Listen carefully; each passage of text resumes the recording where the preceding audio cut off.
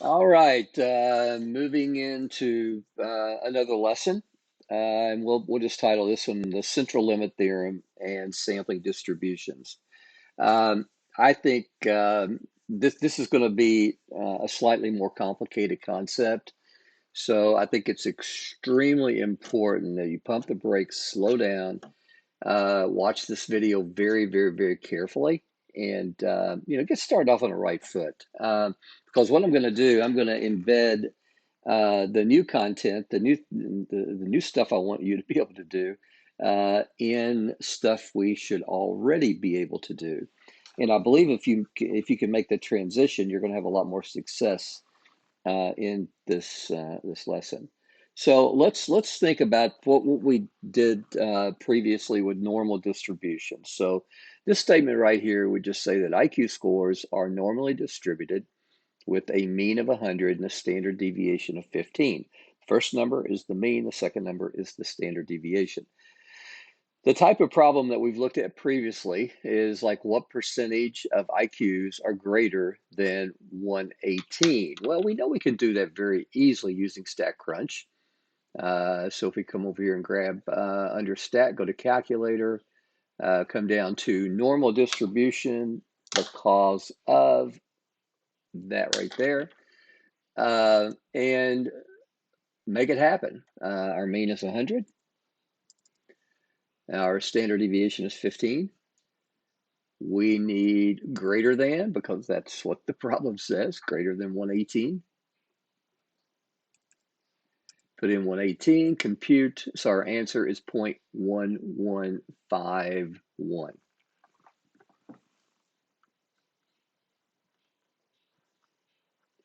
Okay, now shifting into central limit theorem and sampling distributions, we have to understand that this problem, what percentage of IQs are greater, actually it should be is greater, percent, right? Percentage is greater than 118. This problem is equivalent to asking the following. If a person is selected at random, what is the probability that their IQ exceeds 118? And another way in shorthand of doing that would just be, capital P and then the variable IQ, and that could be X in general, but in this case we have a specific variable, IQ greater than 118. Those problems are the same. All three of these problems require what I've done over here to the left in StatCrunch to work it successfully. Now, again, just trying to build the foundation where all this stuff doesn't hit you like kind of all at once. I want to transition into this slowly because this is typically content that students struggle with. Now, there's a lot going on in this chart right here, this drawing that I've given you, but it's an extremely important one that we need to tattoo to the memory and make sure that we understand it. First of all, this class, statistics in general, pertains to the relationship, the the dynamics between a sample and a population. Now, depending on which way we go, let's say this bottom, if we start with our population, so in other words, start here, that's what we know. And we want to determine the likelihood of getting a sample from that population where the sample is unknown because we don't know what we're going to get. This is going to be drawn at random. Then we can use the laws of probability to determine the likelihood of getting that sample. For example, let's say that my population is a standard deck of cards, aces, kings, queens, clubs, heart, all that, 52 cards. I know what I'm drawing from. So I can determine using probability the likelihood of getting, for example, uh, a king of hearts, right? Which would be unknown. I don't know what I'm going to get when I go in and draw a card at random from a standard deck of cards of 52 cards. I don't know what I'm going to get. That's why I put unknown here. But again, I can determine the probability of getting a particular sample from this population. Again, known, same thing we just did. Population is IQ scores. Um, mean 100, standard deviation 15. I don't know what the IQ of the person is going to be that I draw at random, but I can determine the probability that that IQ is greater than 118, which I just did, right? That's all in the realm of probability. Now, when I start moving the other way, where my sample is known, start here, and I'm trying to make a statement about a population value that is unknown, then that is what we do in inference, inferential statistics. Most statistics classes, this one included, are divided into three components: descriptive statistics, probability, and inference. Descriptive statistics is constructing histograms and box plots and pie charts and finding means and medians and standard deviations and frequencies and percentages and different things. The probability is determining the likelihood of something from a population that we know. And then inference is what I'll teach you in lessons, well, the remaining lessons, some of the remaining lessons. All right, so now why population known? Why does this have to be known? Well, imagine me telling you that your population is 5 cards, right? But I don't tell you what they are. What's the probability of getting an ace? Well, you can't tell me because you don't know the cards from which I am drawing, right? So the population must be known to determine the probability of getting something from it. So what do we know now? Let's pump the brakes a little bit. First of all, we know how to find the probability given one person.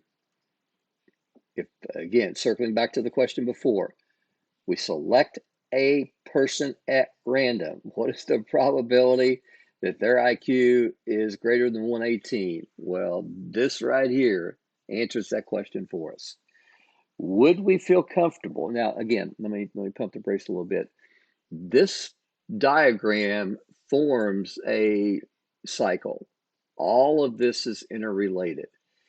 Everything that we do up here depends on what we learn down here. All right, again, everything we do in inference depends on probability. One of the key things, one of the key elements, one of the key measurements in inference is called a p-value. What do you think the p-value stands for? It stands for a probability. So everything we do up here, these decisions that we make in inference, these estimates that we make in inference, are related to probability. Okay, so would we feel comfortable conducting a study on one person? I would not.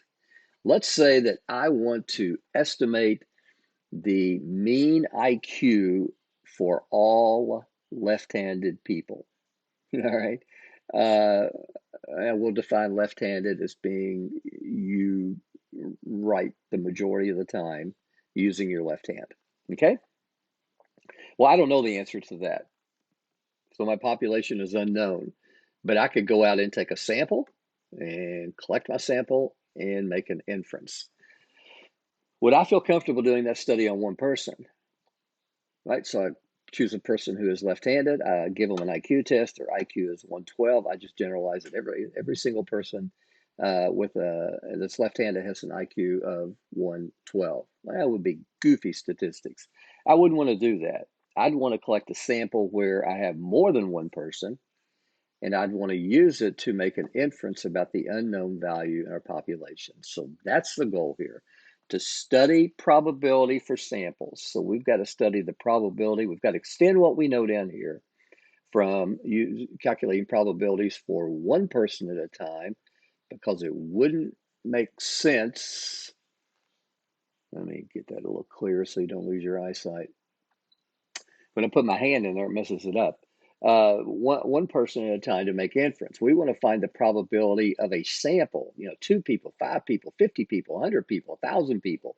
What's the probability look like when we start taking samples at more than one at a time, so we can be prepared to use that in inference?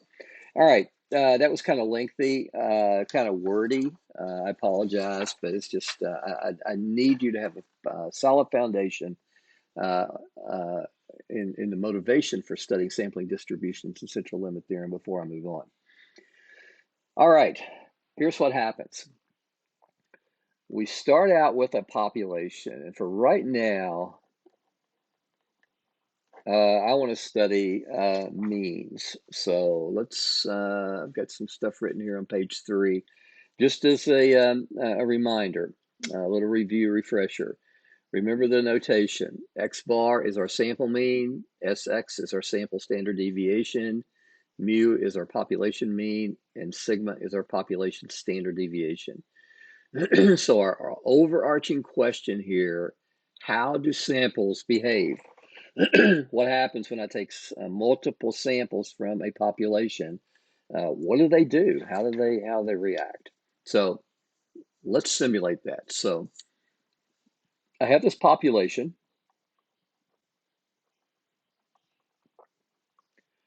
where the mean and the standard deviation are known. Sorry about that. If it works better for you, the mean is 100, standard deviation is 15. All right, that's what it is. Now, is this population normally distributed?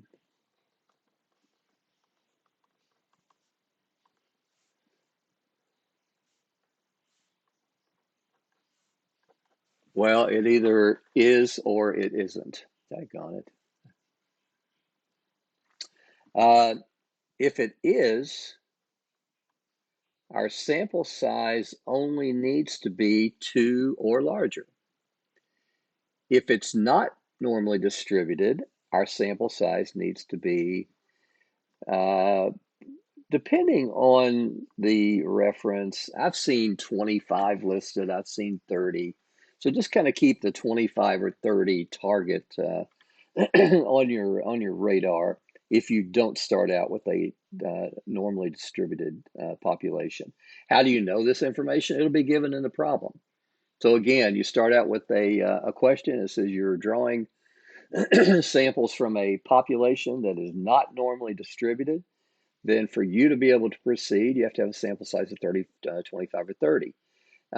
If the population is defined to be normally distributed, then everything I'm getting ready to teach you, called the central limit theorem, only needs sample size of 2 or larger. All right, so set n. So we don't let n vary. So based on, again, the distribution, it's going to be 2, 25, 30, 100, whatever.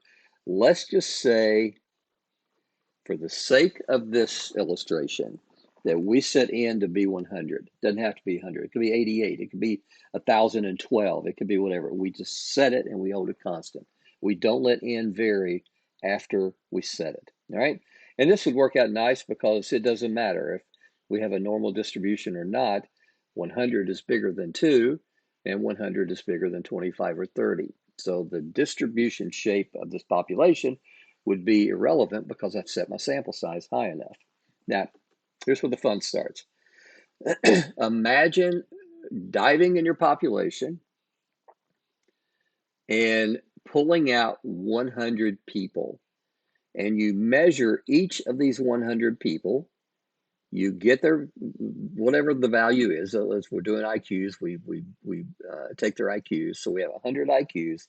We add all the 100 IQs up. We divide by 100. We get a sample mean for the first collection of 100 people. That's all that little 1 means right there. It's just a subscript. It's just to communicate to you that this is the sample mean for the first 100 people. Close your eyes, throw those 100 people back in the mix. So we're doing what's called probability with replacement. Okay. And we pull out 100 people at random again. We give them all an IQ test. We get their IQs. We divide by 100. We get a sample mean for the second group of 100 people. We do that again. We do that again. We do this forever. All right. Be a long homework assignment, right? Well, it isn't. We're talking about these things in theory. We don't actually collect them. We just know that these sample means exist. I could forever and ever and ever and ever pull sample means from this population, size 100, and I would exhaust all the possible outcomes. That's all we're saying here. These are all the possible outcomes. Well, we call this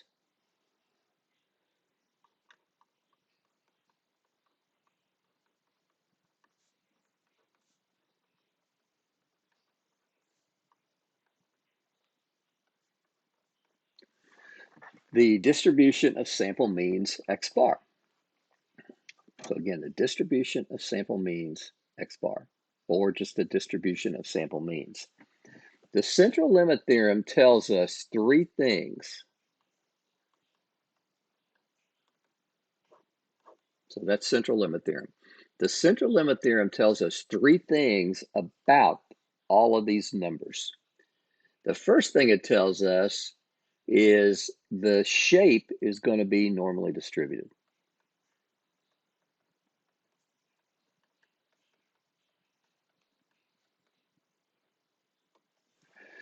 Yep, that's exactly what I said. We can start out with a non-normal distribution. We can start out with a severely skewed distribution.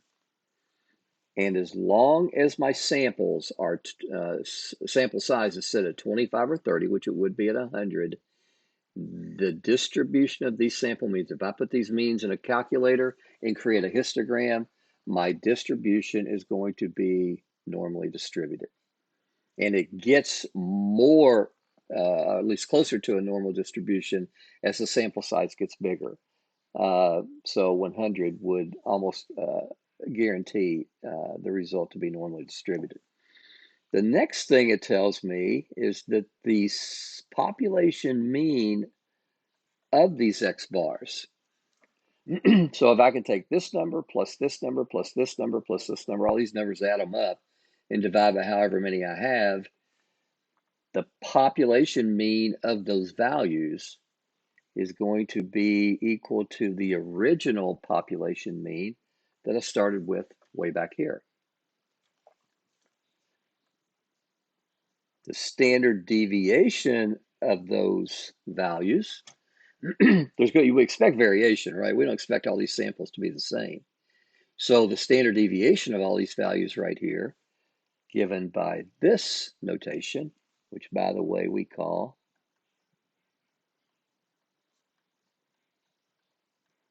the standard error. So something new that we add to our terminology. Up here, if we're taking values out of our population one at a time, then the standard deviation is just sigma. But once we start taking the standard deviation of the sample means, where these things are created on more than one value at a time, we get what's called a standard error. And this is found by just taking the square sigma, again, right back here, over the square root of n. Now, a lot of students at this level just don't think good in abstract. So let's do an example with real numbers. We start with a population. And let's just say our population is all IQ scores. All right, so normally distributed.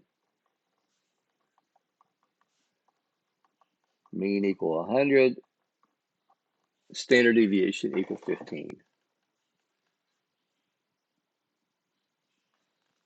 All right, normal distribution or not? Well, it is, right? So for all this to work, all I need is a sample size greater than 2, or 2 or larger. Because think about it, to have a sample mean, I need at least 2 people. One score is just a score. To get a mean, I have to have at least 2, so I can add them together and divide by 2 or 3 or 7 or whatever it may be. Well, I don't know. I'm going to set n equal 37, just for the heck of it. So what I do, I go in my population of IQ scores, I pull out 37 people, I give them the IQ test, I add up all their IQs, I divide by 37, and I get the first sample mean, and let's say, just for the heck of it, that that's 118.2, whatever it may be. I put those people back in the mix, I pull out 37 more people, I get a sample mean for those 37 people, and this is 97.4 or whatever it may be. I don't know what these are. It doesn't matter. I do this forever. The thing that I'm trying to do at this stage is to let you know that these sample means are real numbers. These are numbers that we actually add up 37 people IQs and divide by 37, and we get these values. What are all these numbers called? It's called the distribution of sample means. What do I know about all these numbers?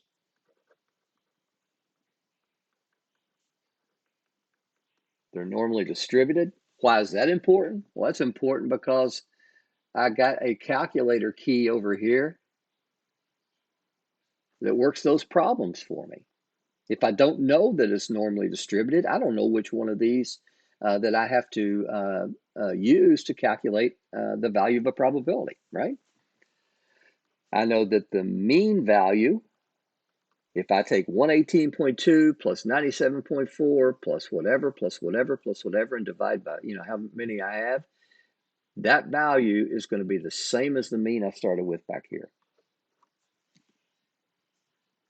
And I know that the standard deviation is going to be what? Sigma over the square root of n. Sigma, I started with up here is 15. The n that I set was 37. Let me grab my calculator real quick and see what that turns out to be.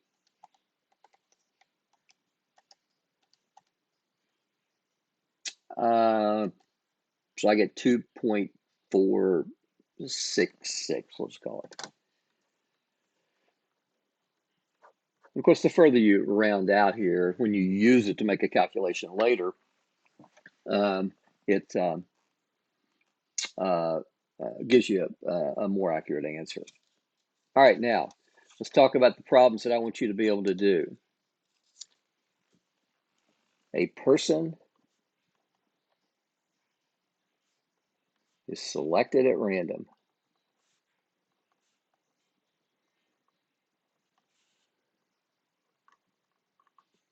What is the probability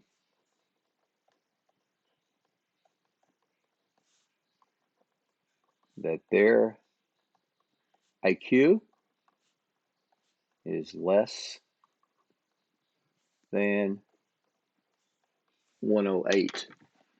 Now, what's tempting to do? It's tempting to say, well, I've learned this new tool. I have this new bag of tricks called the central limit theorem, then I should apply it. But no, you don't throw out the tools that you already have when they don't apply. This is still a problem from the previous lesson. It doesn't apply to the new stuff.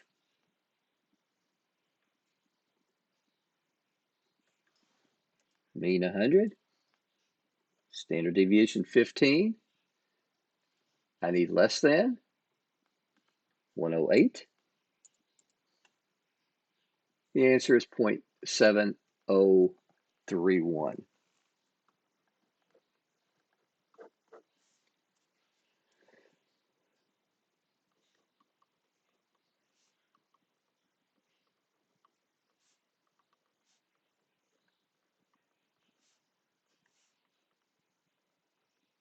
All right, new question. 12 people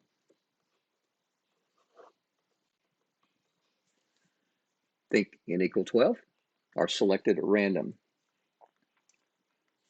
What is the probability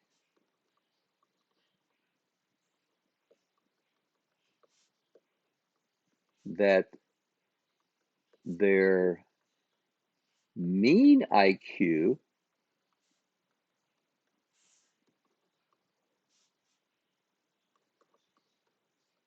is less than 108?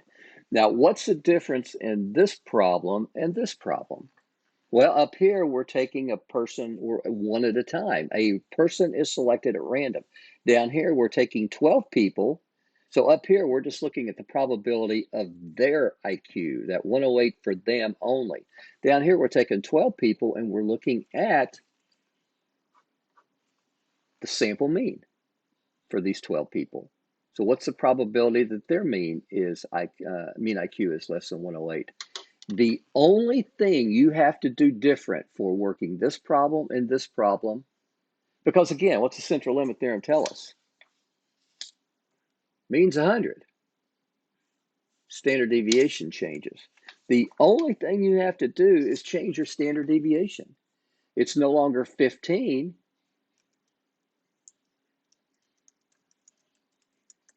It's 15 divided by the square root of n, which for this problem that we are working the sample size is equal to 12.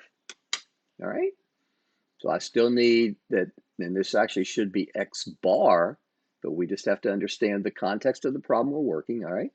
Less than 108. And the answer is 0.9677.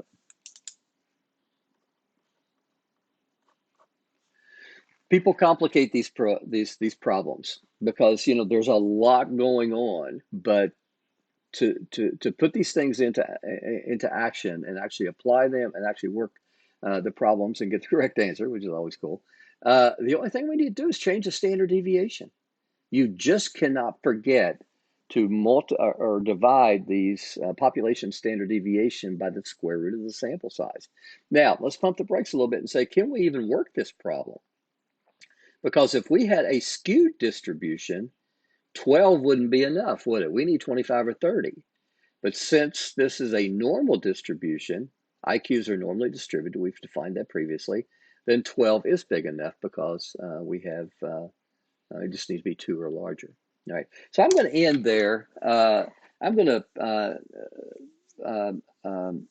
get a collection of questions from my stat lab, going to be kind of similar to things you're going to work for your homework assignment and on your exams, and I'll work those, and hopefully this will become a little clearer. All right, that's all I got. Take care.